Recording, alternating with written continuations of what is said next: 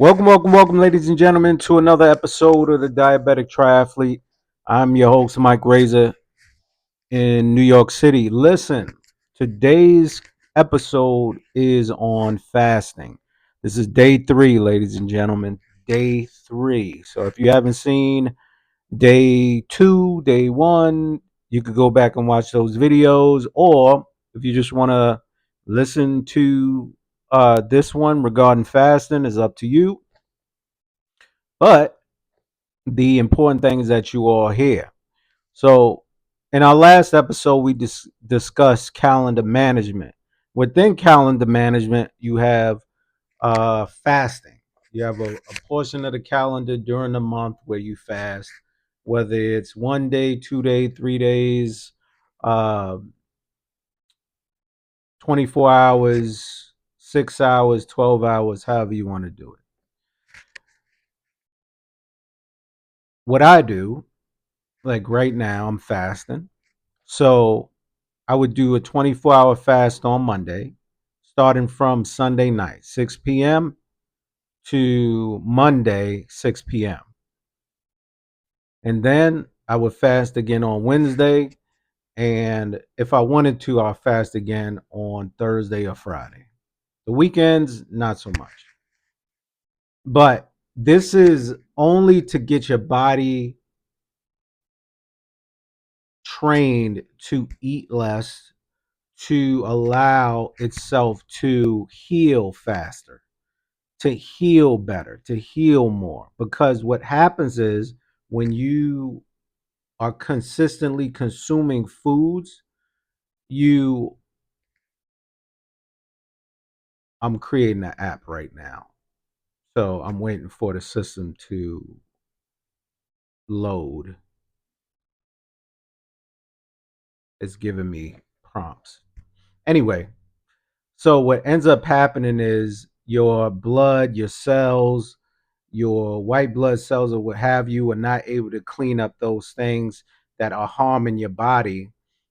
And I always say, speak to a professional, go see your primary care physician, go see your endocrinologist about this first to make sure it's okay. If you don't want to do that, that's on you. Um, but I think that fasting is a natural thing.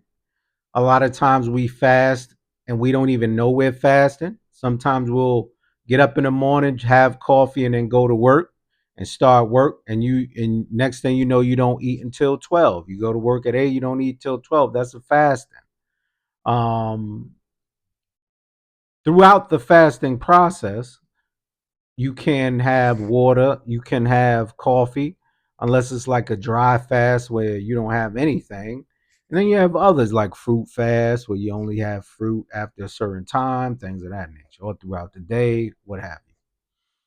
But the point is to get the fasting within your schedule. That's the point. We want to put that regimen in your schedule with everything else, like working out, like meal planning, cooking twice a week, going grocery shopping, going to see your doctor every 3 months regularly. Okay, continuous glucose monitoring. So we're talking about A1C. Now they have it on the Dexcom where it gives you the A1C that you have based off of what your sugar levels have been for the last 3 weeks or so. And then it gives you what your A1C is. And I use that, and guess what happens?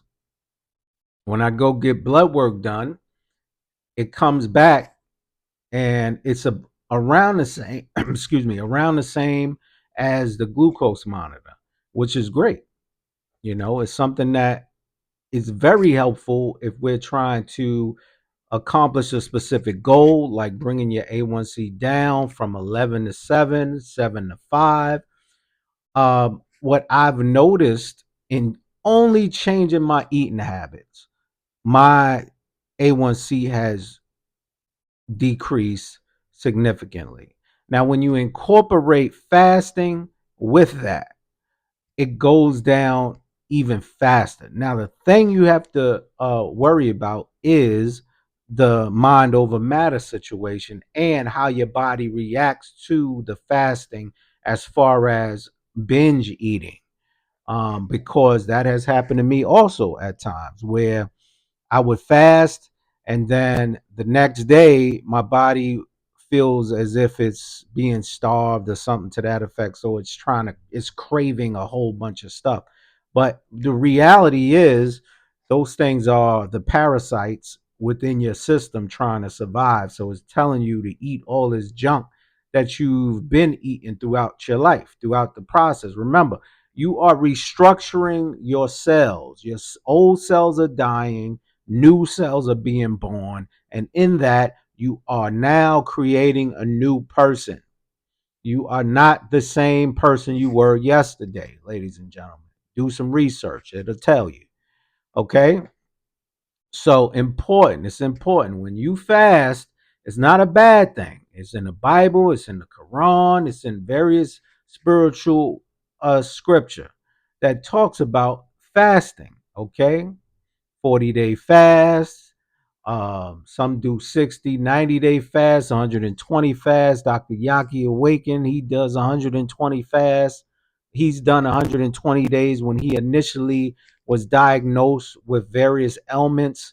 He went through juice fast where he used what he calls his geogenetic juices, which incorporates green apple, celery, cucumber, cayenne pepper, um, what else? Cilantro, parsley, ginger, and he puts all that stuff together and creates the juice, and you'll have that juice for a period of time. And you do that for up to 120 days. Now, you don't have to do a fast that long. You could start off slow. I'm doing it once this week. I'm gonna do it on Monday. Mike says do it from Sunday night to Monday evening. That's what I'm gonna do. Or I'm gonna do it from Sunday night, 6 p.m. to 12 p.m. You know, so you'll have your body will get used to that transition. Okay, so that's important for you to consider when you're working on your fasting. Now, the scheduling part, we going back to the calendar. When you put your schedule up there, try your best to stick to the schedule. It's gonna be a difficult process for some of you. It's gonna be easy for others, but try your best to stick to the schedule. You stick to the schedule. If you lapse and you end up having something, don't even worry about it. Just go try next week, do it again, or do the fasting the next day. Whatever, right? You don't want to overwhelm yourself with this portion. You really don't. I've learned over time that transitioning through this process of fasting and eating healthy and working out and all these things, it takes time. It's gradual. As much as you want this thing to work out tomorrow, your body, the things that heal, you won't see as much as the things that hurt in the beginning, right? It's just like someone who was addicted to any other thing, any other substance, and they had to go into a rehab center for months, sometimes years. They have to work out rehab. It's the same process, okay? It just doesn't take that long, as long. Sometimes it's 90 days. A lot of people say 90 days, that's 3 months. 3 months, I was good to go. Um, there were times there were times when I went through a fast and I was able to do it for 30 days and then excuse me, 3 weeks, and then my body was like, "Okay, that's enough." And then the next thing I realized is that the cravings that I used to have for specific items were gone. So if you have cravings for like soda, for candy, for cookies, for certain potatoes, certain starches and carbs like sweet potato, potatoes in general, mashed potatoes, brown sugar potatoes, whatever. Anything you know that increases your glucose level right now, from what I believe, eat those in moderation. Any leafy green vegetables you have though that have carbs in it, that comes up from the ground, not in the ground, but that grows out of the ground, have those.